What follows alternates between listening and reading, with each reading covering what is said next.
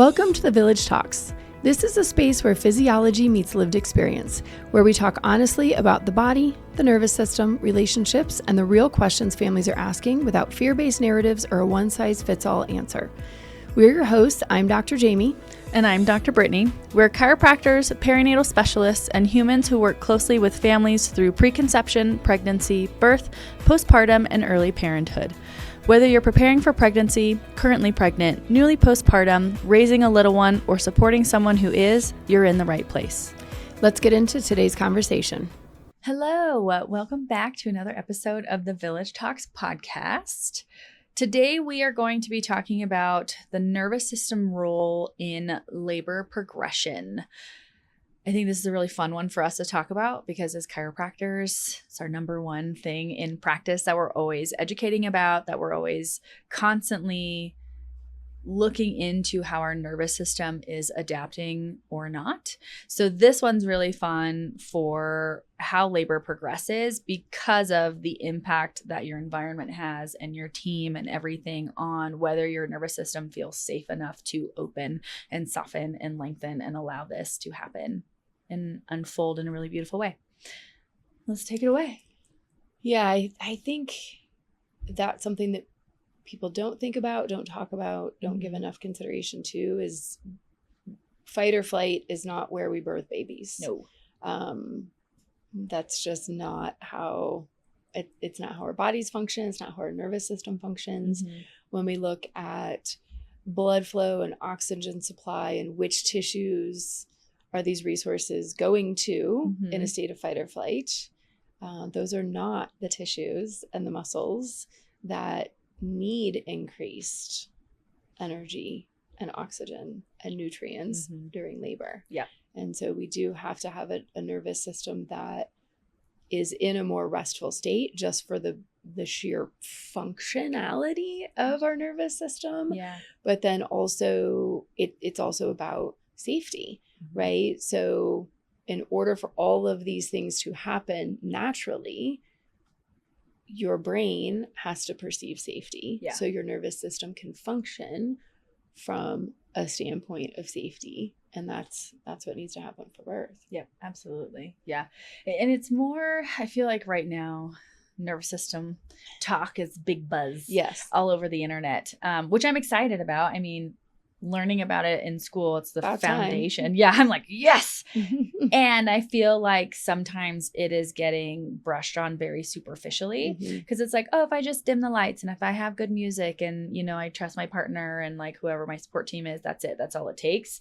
But I feel like it takes a lot of internal understanding and work about your specific nervous system and how you relate to the world and what are your triggers and what are your fears and what are your ways of finding different tools to help you regulate a little bit differently. Yeah. I don't know. How do you feel about that? Yeah. I mean, you know, things like dim lights and soft music, you know, those can enhance your ability to feel calm and relaxed Absolutely. and safe. Yeah. Or a change in them or the absence of them can make it harder for you to get into that state. But those are sort of the extras. They can't be the only thing because if you are already in a very dysregulated state, those aren't going to be enough to overcome that. You know, we talked about this in another episode about having ways to reduce your stress and having ways to regulate your nervous system. Like these can't be things that are first found in labor, right? Like these are things that you have to know what works for you. I think for a lot of people, they talk about lights and they talk about, like, if there are things that you know are a distraction, if there are things that, like, if anyone had tried to eat in the room when I was in labor, it would have probably resulted in their death. Like that is probably like to this day, like I can't help it. I don't want to care about it, but it is like you are walking straight up to my nervous system and just flicking right on it. So if you know that there are things, like I talk about this in the Body Ready Birth class, like if you know that there are things that stress you out, there are things that make it really hard for you to relax and be calm, like those are things that you have to ensure are eliminated from your birth space as soon as your labor begins. And if there are things that you know absolutely work for you, you know, if you know, having a foot massage or a head massage immediately is very relaxing for you, great. You're going to want to put that on the list of things that your partner or your doula do for you in labor. Yeah. So hopefully you already have some like absolute yeses and absolute nos. Those are great, but they're only adding or detracting from the resting state of your nervous system. Yep. And so doing the work before labor is going to be the biggest factor in kind of that resting state of your nervous system when your labor begins. Yep. And this could be whether your labor begins in the middle of the night or your labor begins at work, but how quickly can you then shift from whatever that gear or that status is into a relaxed state. Yeah. And if you never do any work to get yourself into the relaxed state, it's going to be really hard to get there in labor when emotions are heightened, anxiety's heightened. There is just this sudden sense of like urgency because ooh, it's here, it's beginning, right? Like the baby's coming. So I do think that's a huge factor, is all of the work that goes into it before you're actually in labor. Definitely. And in Body Ready Birth, that gets called inner work, right? Yeah. And that can be you, and that can be your partner, and that can be things that you do together. Understanding things about yourself, understanding your ideas about birth, your ideas about what it should or shouldn't look like, what you do and don't want to do, who's going to be there, who's not going to be there. Like, you got to kind of have all that stuff figured out before labor begins. Yeah. Well, and two, we've touched on this a little bit in previous episodes of, you know, how it's depicted in the movies, how birth is depicted in movies, but then also in your circle, how many positive birth stories are there? So that's not that it's all bad. And we do want to surround ourselves with more positive birth stories as well. People want to share what happened in their birth because we have kind of lost our communal women's circles and things like that to process through things. So very few women are witnessing each other's births the way that they used to. So sharing is important. Yeah. Very important. But for a lot of people, sharing is a part of their own processing for their birth. So sharing isn't always helpful. Yep. Not helpful, especially around that 35 plus week mark is when usually everyone's like, well, let me tell you everything that happened to me. And I get it because it comes from a place of like, well, I didn't know that this could happen, so I wanted to share with you. Yeah.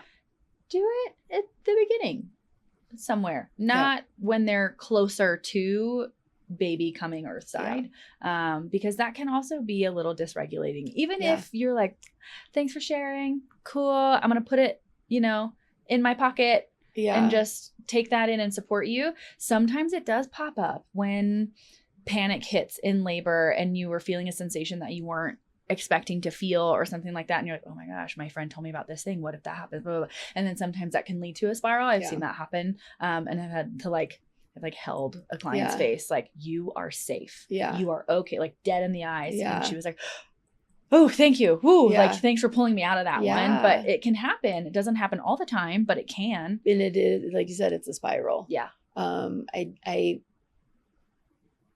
The last thing anybody wants, especially like 35 weeks and beyond, is somebody shares something, you're like, oh, well, that's a new fear unlocked. Exactly. I didn't know that I needed to worry about that. So add that to the list of all the other things I'm freaking out about. You know, this is where continuous education, read, understand. You know, we did have the experience in the last week of a patient saying, actually, I'm trying to get as little information about this whole thing as possible. And I was like, all right. The choice to be uninformed is a choice. And for some people that might be the right choice, because if they do tend to spiral with every little bit of information, like that's how they continue to feel safe, is by not learning all the things that can go wrong. And so I think a little bit of this is kind of nuanced, but for most people, as we get towards the end, there is heightened anxiety. Mm-hmm. And there are heightened nerves just because things are getting closer and we still don't really know when it's going to happen, or we don't know what it's going to look like because there's all these different things. Yeah. And then as we're learning new things that can go wrong, Mm-hmm. it just kind of tends to pile on to the existing anxiety. So hopefully past 35 weeks isn't the first time that you're learning about something, because you've read some books and you listened to some podcasts and you've talked to your provider and the rest of your birth team, and you feel like, okay, like I got a pretty good sense of all the things that can happen.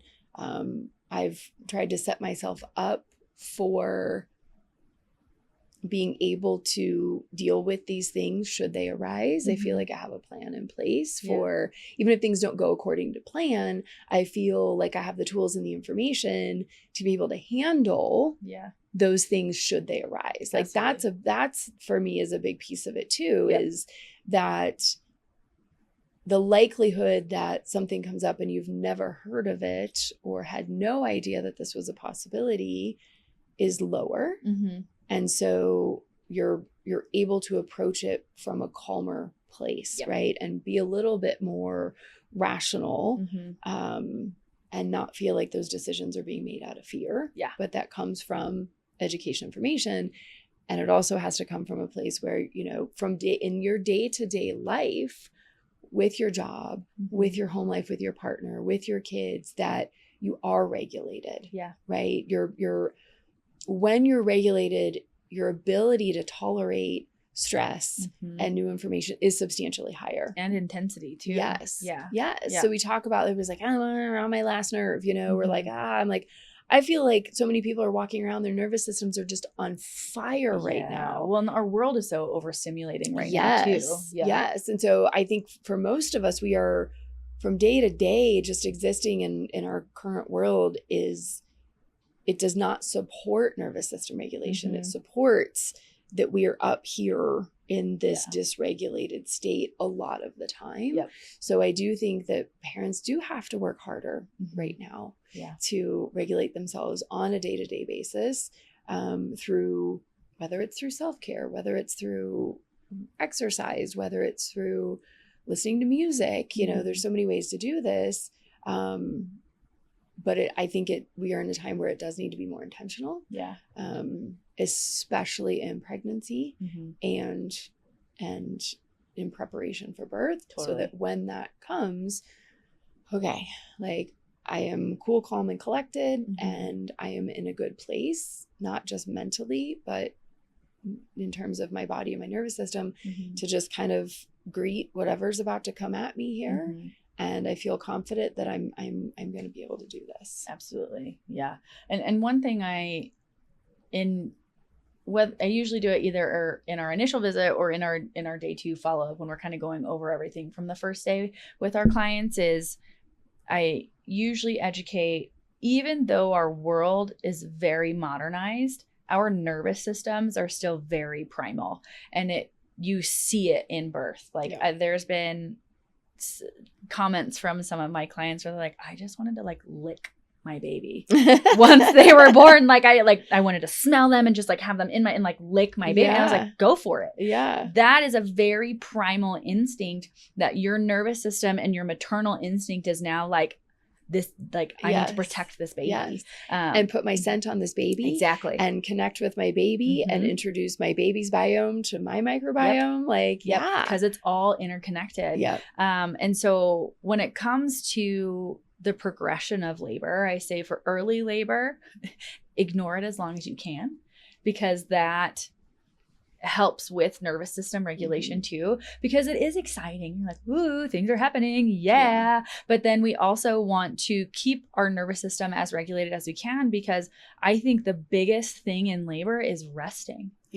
Because where I see, labor get stalled a good amount of time is because we're fatiguing out, because we didn't get the rest that we should have gotten in early labor and things like that. And when I say rest, I'm talking like, you're not comfortable all the time, but can we sleep for maybe 20 minutes lay down for a little bit, kind of work through it in different active positions that are helpful to kind of keep things moving. But we also need that rest to keep our nervous system regulated as well. I think that's one of the biggest tools that we can have in labor to allow it to continue to unfold the way we want it to.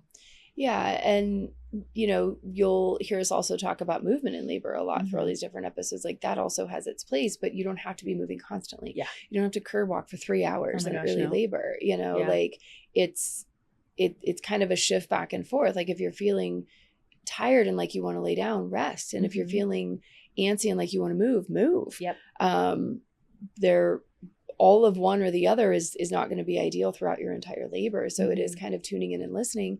It's really hard to tune in and listen when we can't hear our own internal voice and our own internal monologue. And I think we see a lot of, I think with our patient population, and I also think just sort of, again, with the state of things, like when things feel out of control, we have a tendency to try to control things or gain control where we can. And I think that going back to a lot of this is very primal, very primitive. This is not a process that we can control how it unfolds, the time frame in which it unfolds. And so we have to be able to just sit, be quiet, simple movements, and find a place of quiet and rest in your mind as well. Because there's a lot of focus on the body in birth, but what the mind is doing in labor is also really important. And I think sometimes when we see people who can't rest and can't, that's their brain. Right. That constant movement is almost a distraction from the internal monologue of worry, control, all of those things. So that's also an important piece in order for the primal aspects of labor and the reflexes of labor and the progression of labor is trying to quiet the mind. And so sometimes that's music, right? Like that, those are going back to some of those things. Sometimes those help you be in a quieter place inside of your brain as well. Kind of drown out the noise. But sometimes like that also has to be really intentional. I chose to take a hypnobirthing course specifically for that reason. I was like, I understand all of the aspects of labor. Like a traditional childbirth course isn't really what I need. I already struggle to quiet my brain and will lay awake for an hour at night, like thinking about things. And so that for me, that was the purpose of like, I need the tools to be able to turn my brain off, to be able to quiet my mind so that I'm not unintentionally interfering with this process and just be able to let it unfold because I trust it. But I also know how my brain works. And so different things work for different people. But I think that need for constant movement is because the brain won't stop for some people. I got lots of theories Rest about is that. hard. We'll talk about that later. But it kind of going back to what you were saying about where the blood flow goes to, right? When we are in that fight or flight state of panic, or we can't drop into that more in-tuned state of calm regulation for ourselves in labor, it's going to tense up tissues. It's going to make things feel more intense.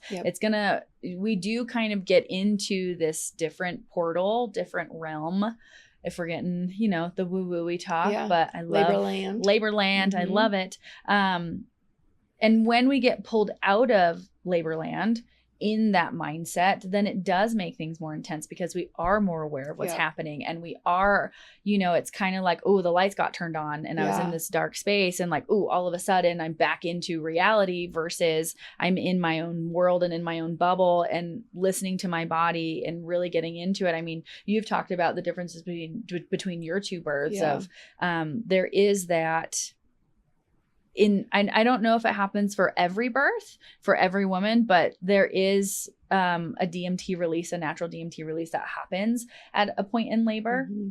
And you've talked about how your first versus your second, how they're really different. They were very different. Yeah. I think before that, I want to jump back to something you said. Like when we talk about, fight or flight and blood flow, like that's the difference between our sympathetic and our parasympathetic nervous system, right? So when we do need to run away from the bear that's chasing us, right, we need more blood flow to activate the muscles in our extremities, right? We need more blood going to the lungs so that we can oxygenate. So like all of this is going to happen, like everything speeds up to facilitate this process happening more quickly so that these tissues can help us literally flee. Yeah. Right. But birth is the complete opposite. You don't need your calf muscles to be getting the most blood flow. We need the internal muscles, right? We need our uterus getting maximum blood flow. Because it is a muscle. Very big layers of muscle. Yes. And it literally is that primitive part of our brain, our rest and digest piece. Like this is the keep us alive while we're asleep process versus the keep us alive to run away process. These are wildly different neurological systems in our body, and we have to be able to tap into the parasympathetic nervous system in order for all of this to happen. And so I think in that state is where it allows a different type of internal focus in our brain and a different part of our brain than what we're utilizing all the rest of the time. Absolutely. And yeah, my labors were very different in a lot of ways, but I think with my first, I think most first time parents, you haven't done it before. So there's always a level of anxiety, even if you're not anxious about the things that might come up or the possible outcomes. There's always a little bit of anxiety with something you've never done before. Yeah. Right. It's just the anticipation of the unknown. And so I think that I was definitely experiencing that. And also my biggest worry was not being able to get out of my own head.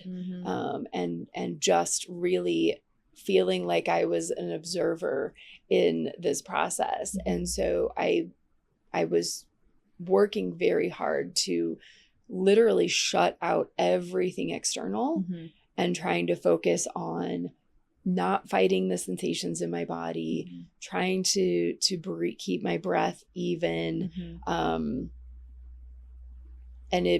I would say it worked, but then also for several hours after my birth, I felt like I'd been drugged. Like I felt like it took a while to like sort of come back to reality and like reconnect. Yeah. And even in like that immediate like bonding with my daughter, it was sort of like, oh yeah, like here's the baby. But it was kind of it was almost, I had gone so internal that I almost felt disconnected from my body and trying to like reconnect with the external world, right? Like even just like eyes closed versus eyes open, right? And pupil dilation and that, like all that stuff. And so I don't remember the exact amount of time. It was maybe it was an hour, it felt like a couple hours. And then with my son, there was none of that, but I also delivered her in an OR with an audience of about 15. Yeah. And then with him, I was in this dark, quiet birth room in a tub with, my husband, my doula, the midwife, and the nurse, right? Like all people that I knew very well, personally trusted. Like it was a very different environment. Yeah. I don't think I had to concentrate as hard to shut out. But then even like my husband was the only person that was fully present for both of them. My doula with my first, well, I had two, but the backup doula who I was like, okay, but I was planning to be in hospital. Now I'm going to be in a hospital. I want you both to be there. And they were both like, oh, breech birth? Sure, we'll come watch this. Yeah. So, but she actually got there a little bit late because even that first birth went faster probably than what most people anticipated. So she got there like an hour later and she's like, oh, you already had the baby. So she was present for the second. And that was kind of the feedback of like, you know, look, this looked like it was easier. This looked, you know, this looked so much. And I was like, this was not easier. I was like, what are you talking about? And that was a faster birth. It was a faster birth. Yeah. And so we did have video, because I was in the tub. So the doula did some video. I went back and watched the video. I was like, oh, I see why you were mistaken. Like I do look very calm. Because I was just focused on kind of that same thing of like, keep my breath steady, try to keep everything relaxed, like try to just let this process unfold. But I was concentrating so hard. But it was a lot easier to only concentrate during the contraction. Yeah. Whereas with the first, I had to concentrate the whole time to keep it all out. Yeah. Whereas there was not, in the second birth, there was nothing external. There were no distractions. Yep. There was nothing to pull me out of that focused place in between. I could just stay there. I could have open my eyes and have a calm conversation with the birth team. And the first one, I was like, I have to stay in my bubble. I have to protect my bubble, because if I don't, then I can't maintain this internal calm that I'm working so hard to create. Yeah. So just two very different experiences. But I think, you know, for me, that's part of when I talk to students in class, when I talk to patients about that's part of the why behind. So yeah, the lights and the stuff are helpful. Yep. But alone, it's not enough. Yeah. And sometimes that's even the difference between the first birth and subsequent births. Like, yes, my second birth was very different, and the labor was very different too. In terms of timing of contractions, sensations, all of that. But it also was no longer the unknown. So for most people, anxiety immediately goes down with subsequent births, because even if it goes differently, you still have an expectation of how it can go. And that's not there the first time. Totally. So I think that, you know, for a lot of this, like, it's important for everybody, but I think it is most important in that first birth that we really are doing what we can to regulate the nervous system beforehand, so that we can try to maintain that work through the birth. Yep. Because there are gonna be things that are absolutely out of your control. And the more you're able to maintain this state of calm, the higher the likelihood that things are gonna continue to progress. Yeah. At a steady rate. It might be a slow, steady rate, but that we're not gonna hit these blocks of like, oh my gosh, like I'm panicking, everyone's panicking, I don't know what to do from here, I've been stuck here for a while, or they want to introduce this thing that I don't know about. Like, that makes it harder to maintain that level of calm. Not just on the surface, but internally. Yeah. And I would say part of nervous system regulation when we're in the birth process too does depend on your team and if they trust birth and all that kind of stuff too. Because if you're with a client who is in labor and she's in her portal, she's in her space, she's going through it beautifully, and even something as simple as like coming up to them and saying you're doing great is enough to pull them out sometimes. And so as a birth worker and someone who supports people in labor, you kind of have to know when that switch has been turned on where they're going deep internal. Because you're part of that nervous system regulation for who you're supporting. Yes. And it could have all the best intentions, but we also want to make sure, I mean, I love the saying, like, sit on your hands. Yeah. Come in when you're needed, but sit on your hands and witness and hold the space. And that's part of that environment. You are witnessing this beautiful unfolding of a transformation for everyone involved, but also you're like kind of the keeper of the energetic space as well, to allow her nervous system to stay in that calm space so her body can feel safe to open. Yeah. I think that's I think that gets missed by a lot of people. Very well intentioned, right? Yep. I want to help, I want to support.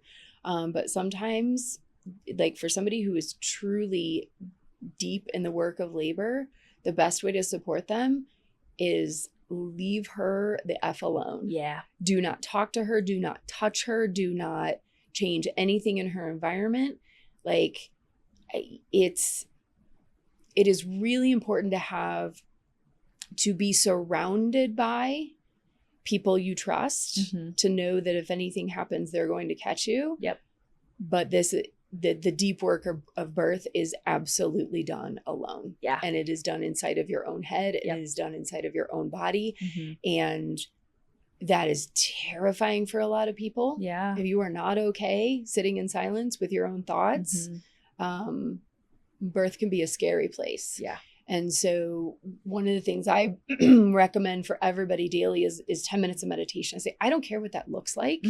I don't care if you're sitting on a pillow with your little Zen garden and you're umming. Yep. Like this can be in the shower. This can be, I'm like, but you need 10 minutes alone with just you and your baby and your thoughts. Yep. Because you are going to spend hours there in your labor. Yeah. And if you can never get there, I'm not saying your baby's not going to come out of your body. It's just going to be different. It's different. Yeah. How you feel about it, how you come out of it, you going and moving through it. It's going to be different. Again, it doesn't mean it's not going to be intense, but it's going to feel different. It's going to feel, we do get kind of more into that panicky state sooner rather than later. It's Hopefully not we a never state get there. of calm. And I think that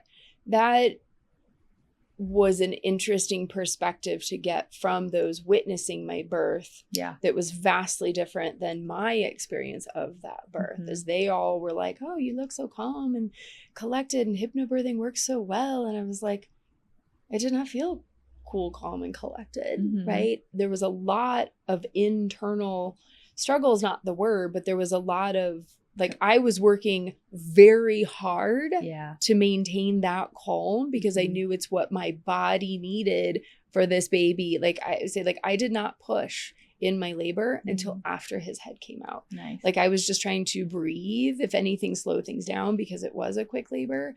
And then after his head came out and it was purple, the midwife is like, I'm going to need you to push. And I was like, what?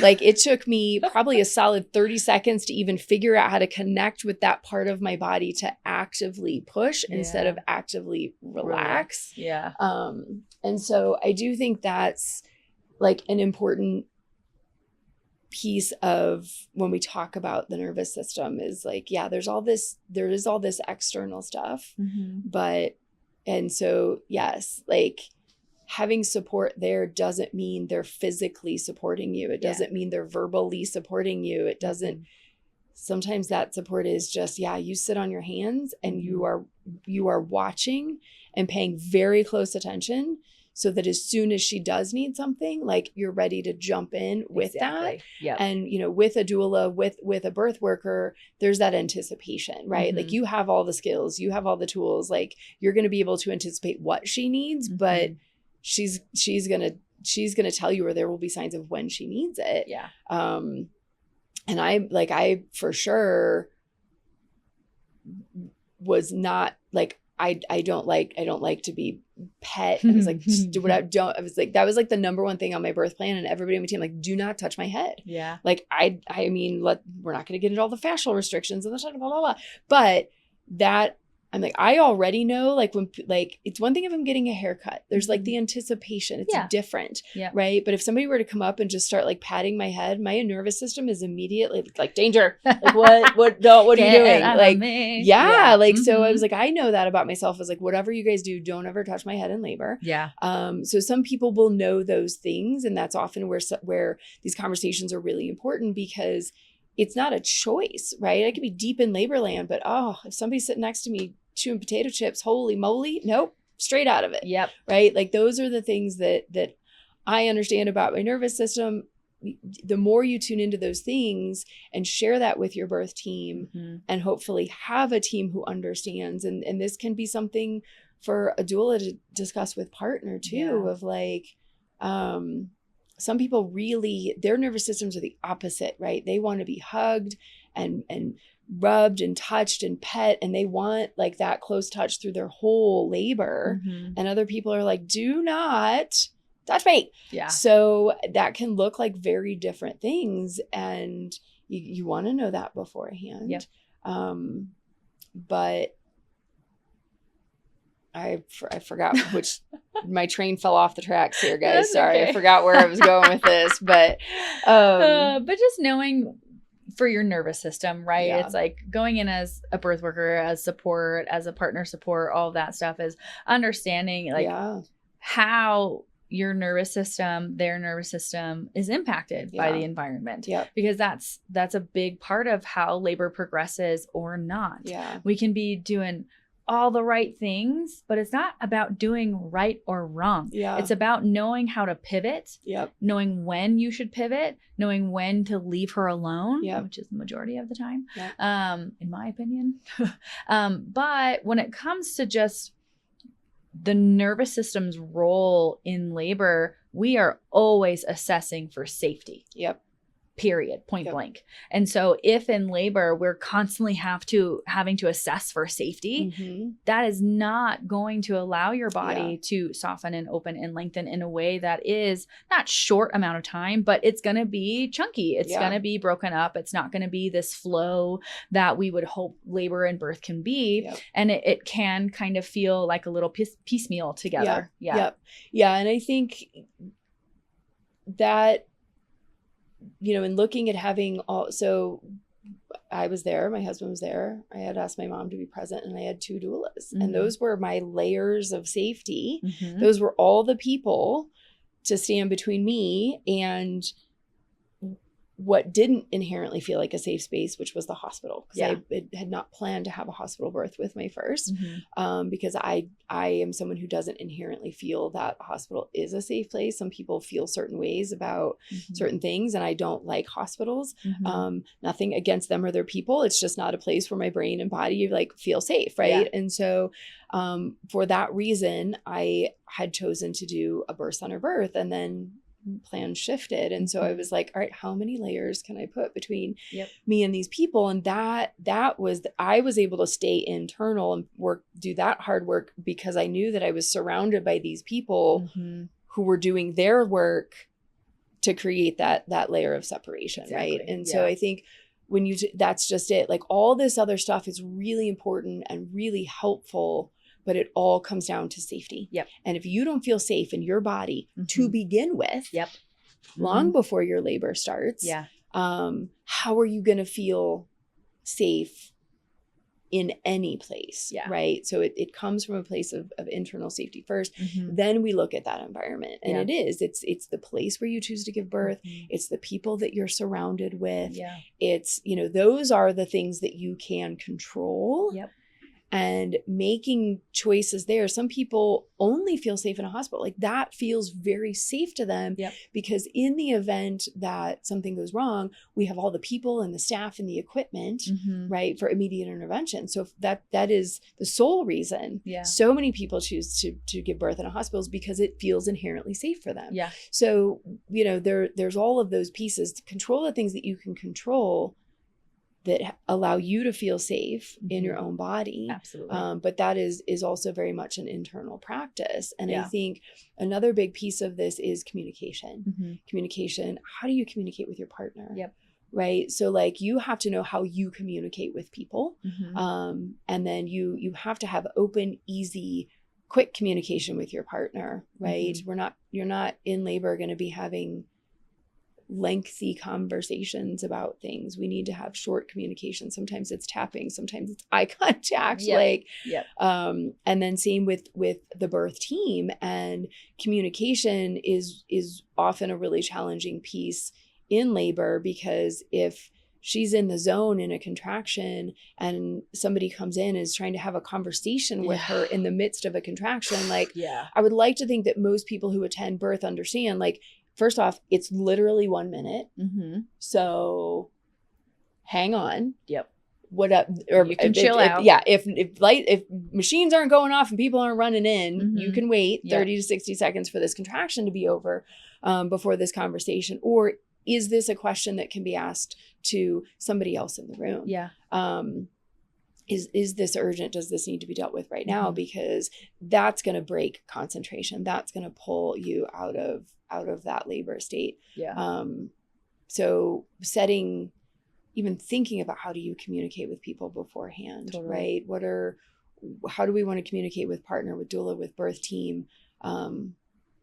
That's a big one. Absolutely. Right? Like what does safe communication feel like for you? Yeah. You got to know that beforehand too. Yep.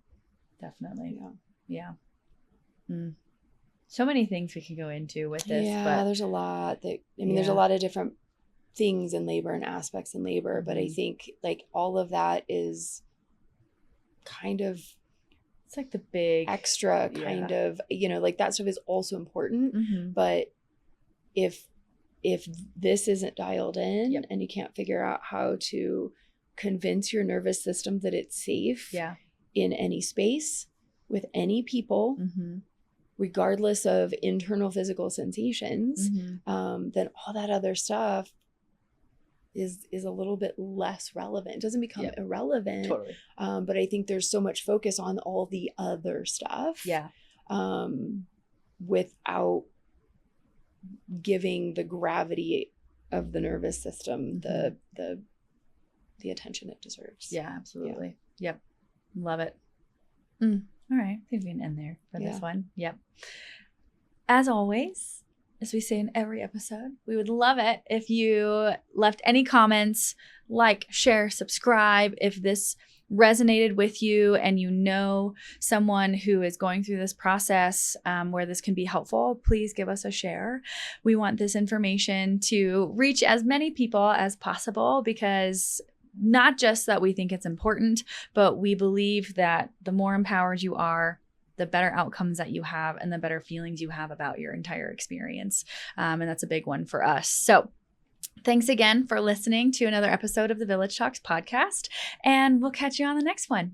Thanks, everyone. If you found today's episode helpful, you can subscribe, share it with a friend, or leave a review. It helps this podcast reach the families who need it most. You can find us at Belly Bliss in Denver and online for resources, workshops, and support. Until next time, take care of your body and trust its wisdom.